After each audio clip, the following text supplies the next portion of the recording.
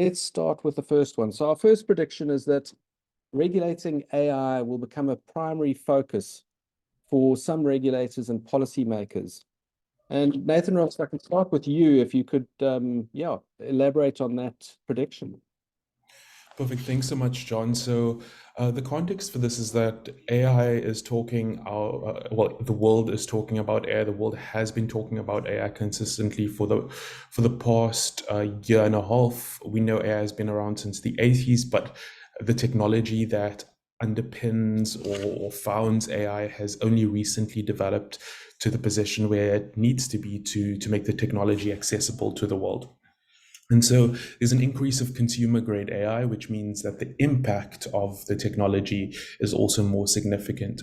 And what this means for many territories, nations, and regions is that there are risks, real risks that come with the technology. There are obvious benefits like efficiencies and new roles and new ideas, but there are also significant risks, especially from a privacy, data protection, bias and discrimination perspective, equality, etc.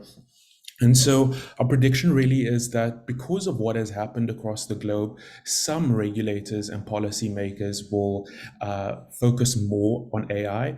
We're saying some because the normal approach that happens across the world is you'll have a few key regulators will be trailblazers for specific laws, like the EU was with the GDPR. It just happens that way.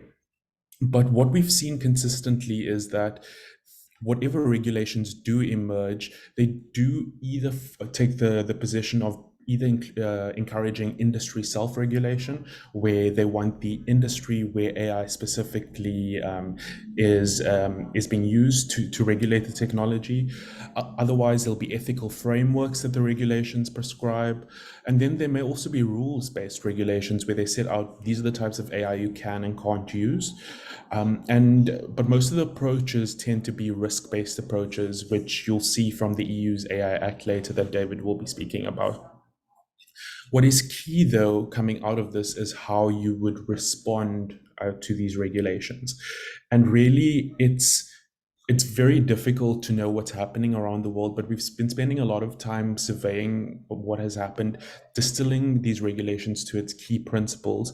And what seems to be consistent is that AI needs to be used ethically and in a way that prevents bias and discrimination. So equality and non-discrimination laws are playing a key role. Then there are specific guidance notes from a privacy and data protection perspective that are being released by various data protection authorities across the globe. And then the focus is also on safety and reliability as well as general accountability. So the question really becomes, how do you respond to that? Well, you could simply subscribe to our newsletter and we'll provide you with the latest updates on the laws. But beyond that, you actively need to engage a function within your specific team, and perhaps it's part of your GRC team that specifically looks at the laws and looks at the impact that it will have on your organization. Because many of these laws, when they will take effect, will impact you from a global perspective.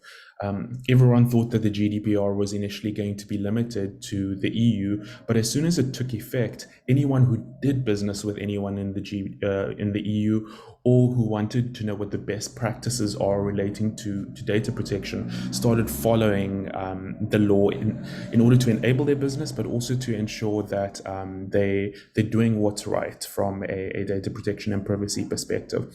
And so the same will probably pan out for AI. And then just from a policy perspective as well, for the African region, the AU is working on a specific AI strategy that will guide Africa. What's interesting to see also is how South Africa in particular will learn from various BRICS nations, which now recently include the UAE and other Arab nations.